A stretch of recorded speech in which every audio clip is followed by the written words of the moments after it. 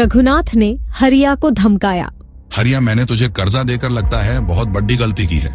तू पैसा देने का नाम तक नहीं ले रहा है। सुन हरिया, अगर अगले हफ्ते तक तूने मेरा कर्ज नहीं चुकाया तो तेरी जमीन को तू भूल जाना, वो मेरी हो जाएगी। रघुनाथ जी, कुछ भी हो जाए। पत्नी गीता ने रोते हुए कहा। हरिया, तुम आ गए।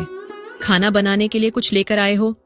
घर में एक भी अनाज नहीं है, इसीलिए मैंने अभी तक कुछ भी नहीं बनाया है। आज फिर से मुझे एक भी रुपए नहीं मिला। कोई बात नहीं, आज का दिन हम ऐसे ही गुजार लेते हैं। कल मैं फिर से प्रयास करूंगा और भगवान चाहेगा तो कल हमें कुछ पैसे मिलेंगे जिससे हम अनाज खरीद पाएंगे और अपना पेट भर पाएंगे। जैसे ही हरिया गुफा के अंदर पहुंचा, उसने देखा कि वहां एक मिट्टी की सुराही जमीन पर पड़ी है। ये सुराही इस गुफा में क्या कर रही है?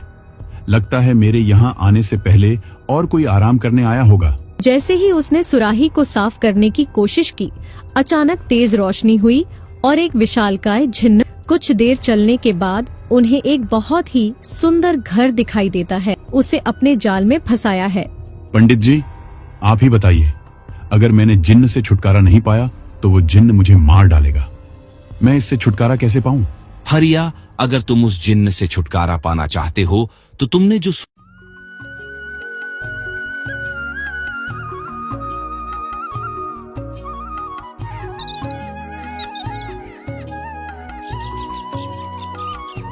गांव में हरिया नाम का एक गरीब किसान रहता था। उसके पास एक छोटा सा खेत था जिसमें वह दिन रात मेहनत करता था, लेकिन बंजर जमीन, बुरी फसल और साहूकारों की चालाकी ने उसे कर्ज में डुबा दिया था। वह एक दिन गांव के लोगों के पास खड़ा था। अरे हरिया, तेरी हालत तो दिन ब दिन खराब होती जा रही है। क्यों नहीं अपनी जमीन बेचकर गांव छोड़ देता? मेरे पास ये जमीन ही बस है, मैं इसे किसी को नहीं दे सकता। जमीन मेरी माँ है, इसे बेच दूंगा तो मैं जिंदा कैसे रहूंगा? और फिर गांव के साहूकार रघुनाथ ने हरिया को धमकाया। हरिया, मैंने तुझे कर्जा देकर लगता है बहुत बड़ी गलती की है। तू पैसा देने का नाम तक नहीं ले रहा है। सुन हरिया, अगर अगले हफ्ते तक तूने मेरा कर्ज नहीं चुकाया तो तेरी जमीन को तू भूल जाना, वो मेरी हो जाएगी। रघुनाथ जी, कुछ भी हो जाए, मैं अपनी जमीन आपको नहीं दूंगा। मैं मेहनत करूंगा और कर्ज चुका दूंगा। आप कुछ दिन और रुक जाइए, मैं सूद समेत सब आपको लौटा दूंगा। और इतना कहकर हरिया अपने घर की तरफ निकल जाता है। हरिया के पास पैसे कमाने के लिए कोई ऐसा साधन नहीं है जिससे वो ज्यादा पैसे कमा सके और वो गांव वालों के ताने से बच सके। हरिया का परिवार भी उसकी हालत से परेशान था। उसकी पत्नी गीता ने रोते हुए कहा। हरिया, तुम आ गए। खाना बनाने के लिए कुछ लेकर आए हो? घर में एक भी अनाज नहीं है, इसीलिए मैंने अभी तक कुछ भी नहीं बनाया है। नहीं गीता, आज फिर से मुझे एक भी रुपए नहीं मिला, इसलिए मैं न तो गेहूं का आटा और न चावल खरीद पाया। हो गया गीता, कोई बात नहीं, आज का दिन हम ऐसे ही गुजार लेते हैं। कल मैं फिर से प्रयास करूंगा और भगवान चाहेगा तो कल हमें कुछ पैसे मिलेंगे जिससे हम अनाज खरीद पाएंगे और अपना पेट भर पाएंगे। हम कब तक इस तरह भूखे प्यासे रहेंगे? हमारे पास कुछ नहीं बचा। ऐसे ही चलता रहेगा तो एक दिन हम भूख से मर ही जाएंगे। नहीं गीता, तुम परेशान मत हो, मैं कुछ न कुछ जरूर करूंगा। भगवान हमारी मदद जरूर करेंगे। और उस दिन हरिया और गीता बिना कुछ खाए ही सो जाते हैं।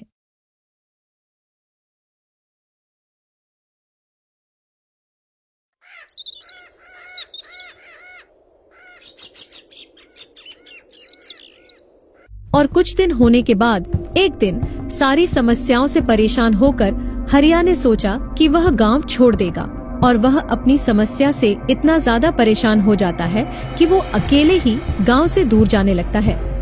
वह जंगल की ओर निकल पड़ा।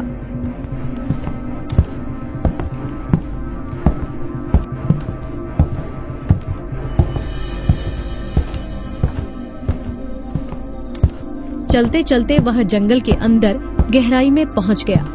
चारों ओर घना अंधेरा था और जैसे जैसे हरिया जंगल के अंदर जा रहा था उसे अजीब सा लगने लगा। हे भगवान, मैंने कभी किसी का बुरा नहीं किया, फिर मेरे साथ ही ऐसा क्यों हो रहा है? इतना कहकर हरिया फिर से आगे की ओर बढ़ जाता है। कुछ और आगे जाकर हरिया को जंगल में एक अजीब सी गुफा नजर आती है। हाँ, चलो कम से कम इतना चलने के बाद एक गुफा तो दिखाई दी। मैं बहुत ज्यादा थक भी चुका हूं, साथ में मुझे बहुत जोरों की प्यास भी लगी है। क्यों ना इस गुफा में थोड़ा देर आराम किया जाए और फिर आराम करने के बाद मैं आगे का रास्ता तय करूंगा। हाँ, यही सही होगा, इसी गुफा में आराम कर लेता हूं। क्या पता आगे कुछ आराम करने की जगह मिले या ना मिले। जैसे ही हरिया गुफा के अंदर पहुंचा, उसने देखा कि वहां एक मिट्टी की सुराही जमीन पर पड़ी है। ये सुराही इस गुफा में क्या कर रही है? लगता है मेरे यहाँ आने से पहले और कोई आराम करने आया होगा। शायद वो लोग अपनी सुराही यहाँ भूल कर आगे की ओर चले गए होंगे। चलो कोई बात नहीं, इसमें पानी तो जरूर होगा, कम से कम मेरी प्यास तो मिट जाएगी। वह उत्सुकता से उसके पास गया और देखा कि वह एक पुराना मिट्टी का सुराही है। ये कैसा अजीब सुराही है, इसमें तो बिल्कुल भी पानी नहीं है। अब मेरी प्यास कैसे शांत होगी? वैसे ये सुराही काफी पुरानी लगती है, शायद इसे बेचकर कुछ पैसे मिल जाएं, लेकिन इसमें बहुत ज्यादा धूल जमी हुई है। जैसे ही उसने सुराही को साफ करने की कोशिश की, अचानक तेज रोशनी हुई और एक विशालकाय जिन्न प्रकट हुआ। जिन्न को देखकर हरिया बहुत ज्यादा डर गया। तभी जिन्न ने हरिया से बोला, मैं जिन्न हूँ, मेरे आका, तुमको मुझसे डरने की जरूरत नहीं है। मैं कई सालों से इस सुराही में कैद था, तुमने मुझे आजाद किया है, इसलिए मैं तुम्हारी 3 ख्वाहिशें पूरी करूंगा। बोलो, तुम्हारी क्या ख्वाहिश है? हरिया जिन्न को देखकर डर गया। उसने जिन्न की सिर्फ कहानियां ही सुनी थीं, लेकिन फिर उसने सोचा कि यह उसकी परेशानियों का हल हो सकता है और जिन्न से वो अपनी आने वाली जिंदगी को सुधार सकता है। जिन्न, मैं चाहता हूँ कि मेरे खेत में इतनी उपज हो जितनी कभी किसी के खेत में न हुई हो। जैसा तुम चाहो मेरे आका, तुम्हारे खेत में खूब फसल उगेगी। कल जाकर तुम अपना खेत देखना। ठीक है जिन्न, मैं कल जाकर अपने खेत को देखूंगा। मेरे आका, तुम मुझे अपने साथ लेकर चलो, अभी तुम्हारी 2 और ख्वाहिशें बची हैं। नहीं जिन्न, तुम्हारे बारे में गांव के लोगों को पता चल जाएगा और गांव के लोग मुझे परेशान करने लगेंगे। इसीलिए तुम इसी गुफा में रहो, मैं तुमसे वापस आकर यहीं मिलूंगा। ठीक है मेरे आका, जैसा तुम कहो। और फिर हरिया वहां से अपने घर की ओर निकल जाता है।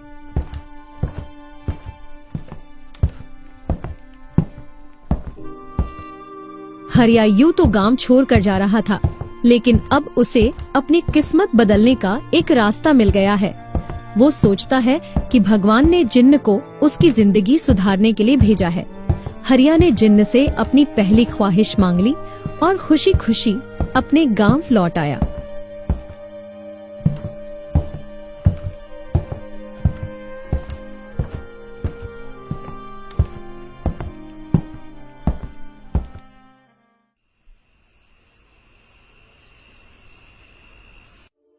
और अब उसे अगले दिन का इंतजार है कि उसके खेत में कल कैसी फसल होगी।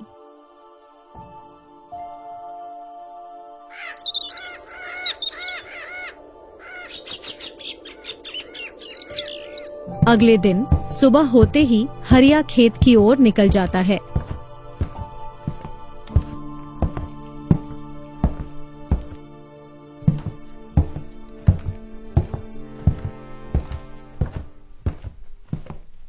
और जब वह खेत के पास पहुंच जाता है तो वो देखता है कि खेत सच में हरियाली से भरा हुआ था और ये सब देखकर हरिया बहुत खुश हुआ। उसके खेत में कभी इतनी अच्छी फसल नहीं हुई और वापस घर आने लगता है। उसने अभी तक गीता को जिन्न के बारे में नहीं बताया था, इसीलिए वो सोचता है कि घर जाकर गीता को जिन्न के बारे में बताएगा।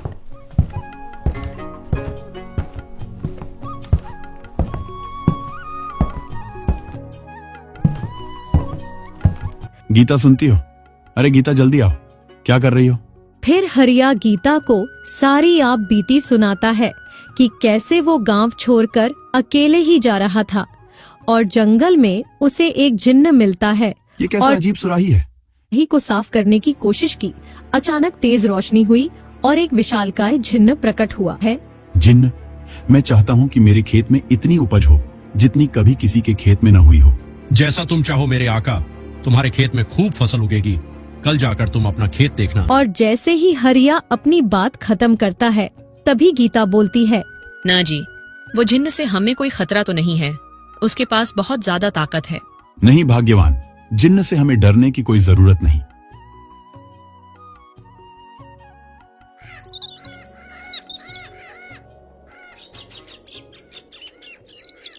और कुछ दिन बीतने के बाद गांव वालों को जब ये पता चला कि हरिया के बंजर जमीन में बहुत ज्यादा फसल लगी है तो वो बहुत ही ज्यादा हैरान हुए।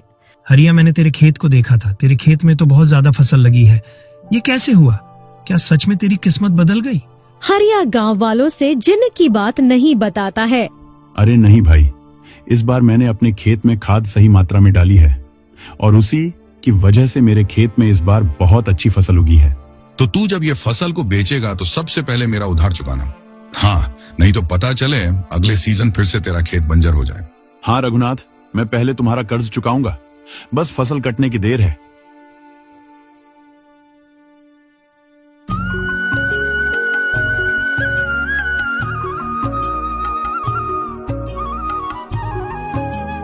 कुछ दिन बाद हरिया ने उन फसलों को बेचकर खूब सारे पैसे कमा लिए।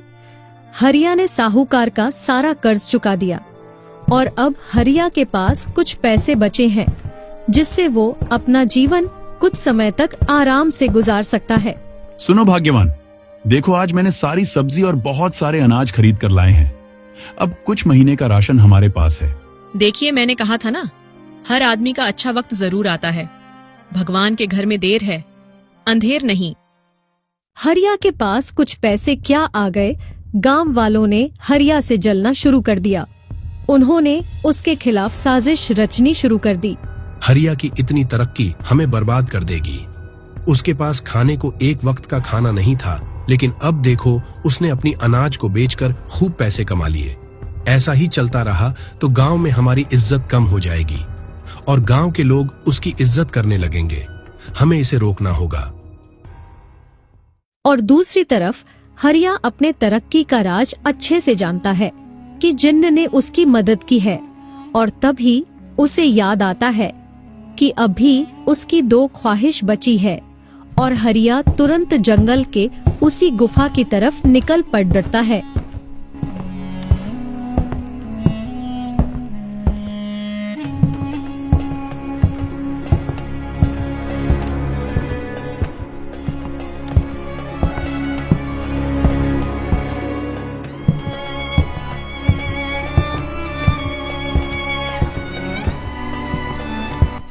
और कुछ देर चलने के बाद हरिया उस गुफा के पास पहुंच जाता है। जिन्न, मैं तुमसे अपनी दूसरी ख्वाहिश मांगने आया हूँ। मैं चाहता हूँ कि मुझे इतनी दौलत मिले कि मुझे कभी किसी से कर्ज न लेना पड़े। जैसा तुम कहो मेरे आका, तुम्हारी इस ख्वाहिश को मैं पूरा करे देता हूँ, लेकिन तुम अब लालची होते जा रहे हो। जिन्न ने हरिया को सोने के सिक्कों से भरा एक खजाना दे दिया और हरिया इतने सोने के सिक्के देखकर हैरान हो गया। अरे अरे वाह, तुम्हारा जवाब नहीं जिन्न। वाह, इतने सारे सोने के सिक्के। इतने सिक्कों से मैं तो अपना पूरा जीवन ऐश और आराम से जी लूंगा। इतना कहकर हरिया चुपचाप उस सोने के सिक्के से भरे खजाने को अपने घर लेकर आ गया। अरे गीता, इधर आओ, देखो मैंने क्या लाया है।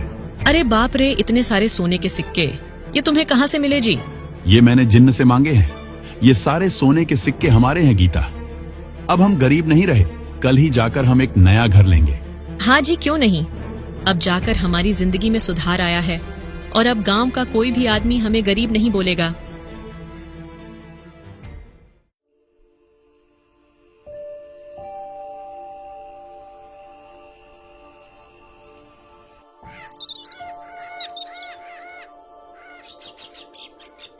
और दूसरे ही दिन हरिया और गीता अपने लिए एक आलीशान घर की तलाश में निकल जाते हैं।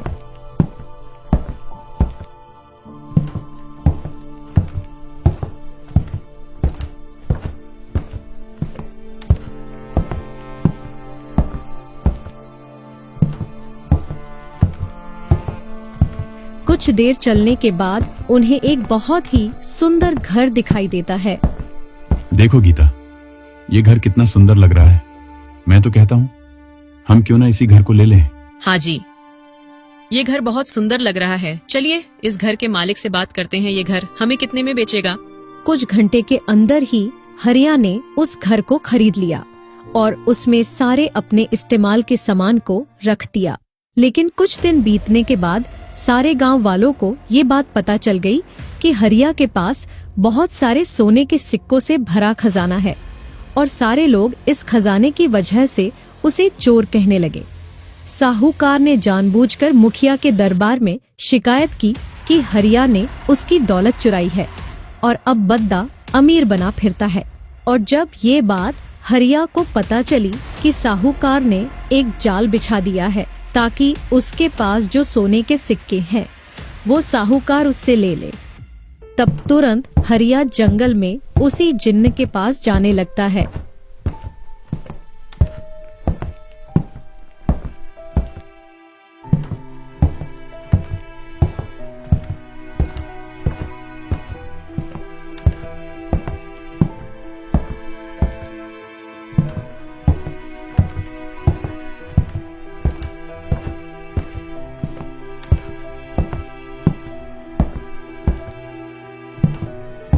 कुछ समय चलने के बाद हरिया जिन्न के पास पहुंच जाता है।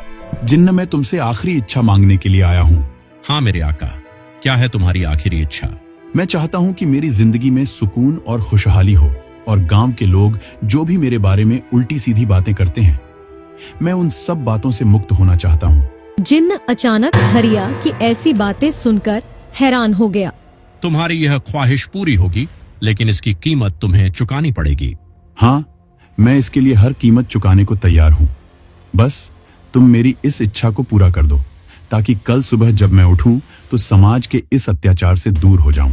जिन्न ने हरिया की सभी समस्याएं खत्म कर दी और हरिया तुरंत अपने घर की तरफ निकल गया।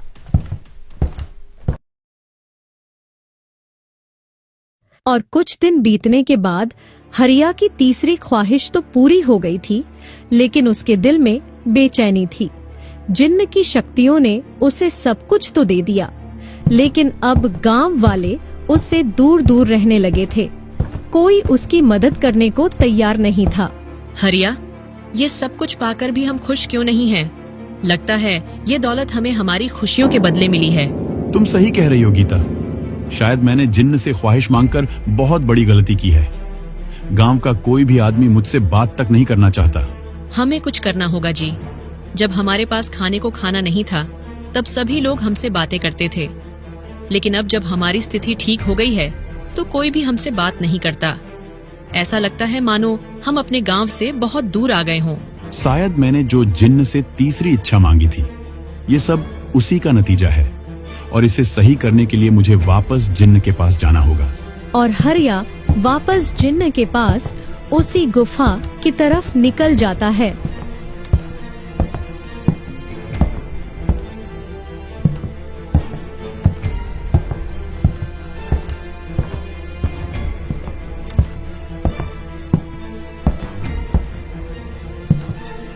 और कुछ समय चलने के बाद हरिया जिन्न के पास पहुंच जाता है। उधर जिन्न हरिया से और ख्वाहिशें मांगने के लिए उकसाने लगता है। तुमने 3 ख्वाहिशें मांगी और मैंने पूरी कर दी, लेकिन मैं तुम्हें और ख्वाहिशें देने को तैयार हूं। मैंने तुम्हें तीसरी ख्वाहिश देते वक्त कहा था कि तुम्हें बहुत बड़ी कीमत चुकानी पड़ेगी, और इसीलिए अब मैं तुम्हारा साथ नहीं छोड़ दूंगा। बोलो और क्या चाहिए? नहीं जिन्न, मैंने जो मांगा उससे मेरी परेशानियां और बढ़ गई हैं। मैं अब और कुछ नहीं मांगूंगा और अब तुम मेरा साथ छोड़ दो। मैं तुमसे कोई ख्वाहिश नहीं मांगना चाहता। तुमने मुझे आजाद किया, अब मैं तुम्हारे बिना नहीं जाऊंगा। अगर तुमने ख्वाहिश नहीं मांगी तो मैं तुम्हें जान से मार डालूंगा। हरिया समझ जाता है कि जिन्न अब उसका पीछा नहीं छोड़ेगा और अगर उसने जिन्न से और कुछ मांगा तो और भी ज्यादा परेशानी में उलझ जाएगा। और वो बड़ी ही चतुराई से जिन्न से बोलता है, सुनो जिन्न, मेरे पास एक बहुत ही बड़ी ख्वाहिश थी, लेकिन मुझे वो अभी याद नहीं आ रहा। लेकिन उसके बारे में मैंने अपनी पत्नी को बताया था, तो मैं उससे पूछकर तुम्हारे पास वापस आता हूँ। तुम्हें उस ख्वाहिश को पूरा करने में बहुत ज्यादा मजा आएगा। ठीक है हरिया, तुम जाओ, लेकिन याद रखना मैं तुम्हारे घर भी आ सकता हूँ, इसीलिए चालाकी मत करना। चुपचाप इसी गुफा में वापस आ जाना। जिन्न की बात खत्म होते ही हरिया वहां से घर की ओर निकल जाता है और चलते चलते हरिया सोचता है कि जिन्न अब उसकी जिंदगी के लिए खतरा बन गया है और वह घर जाने के बजाय गांव के पंडित से सलाह मांगने जाता है।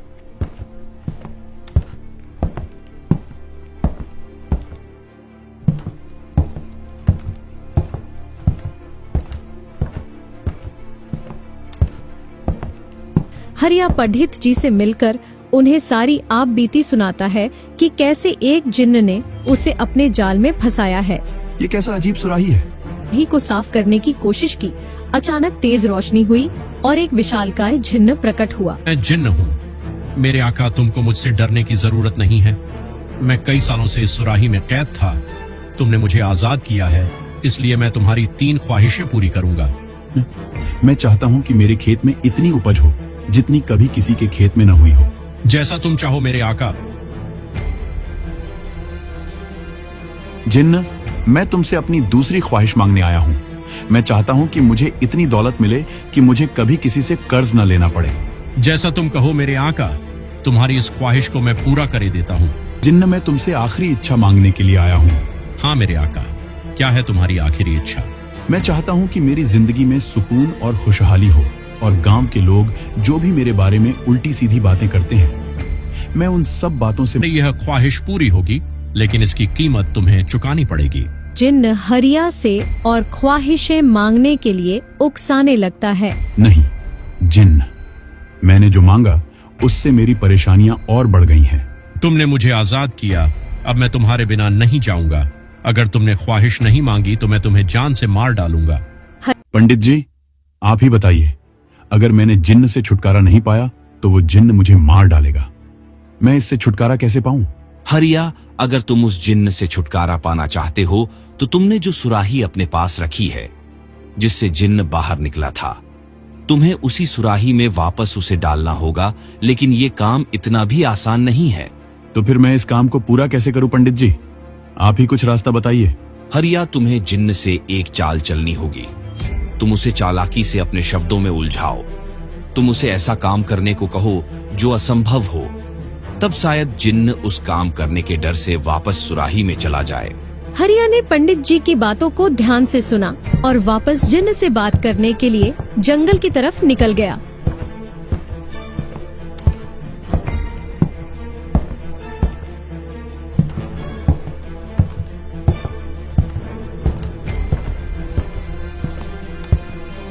और कुछ समय के बाद वापस हरिया उसी गुफा के पास पहुंच जाता है और वो सीधा गुफा के अंदर जाता है। जिन्न, मैं जानना चाहता हूँ कि तू कितना ताकतवर है। मैं अपनी ताकत का एक नमूना दिखाऊं? मैं एक चुटकी में पूरे गांव को राख में बदल सकता हूँ। नहीं नहीं, तुम्हें ऐसे करने की जरूरत नहीं है, क्योंकि मुझे पता है तू एक छोटा सा भी काम नहीं कर सकता। तो इतना बड़ा काम कैसे करेगा? हरिया, बातें मत करो, मुझे सिर्फ काम बताओ। जिन्न, तू सच में इतना ताकतवर है तो फिर से इस सुराही में जाकर दिखा। मैं तुझे सबसे महान मानूंगा। ये तो मेरे लिए बच्चों का खेल है, देखते जाओ। जिन्न ने खुद को सुराही में बंद कर लिया। हरिया ने तुरंत सुराही को बंद कर दिया। मुझे बाहर निकालो, मैं तुम्हें नहीं मारूंगा। मुझे अच्छे से पता है कि तू बाहर आते ही मुझे मार डालेगा। तेरे जैसे खतरनाक जिन्न की जगह इस छोटी सी सुराही में ही है। हरिया, तुमने मुझे धोखा दिया है। आज नहीं तो कल मुझे फिर कोई आजाद करेगा, तब मैं तुझे और तेरे खानदान को मार डालूंगा। और अगर तू चाहता है कि मैं ऐसा ना करूं तो चुपचाप मुझे वापस आजाद कर दे। जब ये सुराही किसी को मिलेगी तब न तू आजाद होगा। और फिर हरिया एक पास के पुराने और इस्तेमाल न होने वाले एक गहरे कुएं में सुराही को फेंक दिया। कुछ दिन बीतने के बाद जिन्न से छुटकारा पाने के बाद हरिया को एहसास हुआ कि मेहनत ही असली सुख का रास्ता है। उसने अपने खेतों में फिर से काम करना शुरू किया और उसने गांव वालों से माफी मांगी ताकि सभी लोग उसे फिर से चाहने लगे। मुझे माफ कर दो।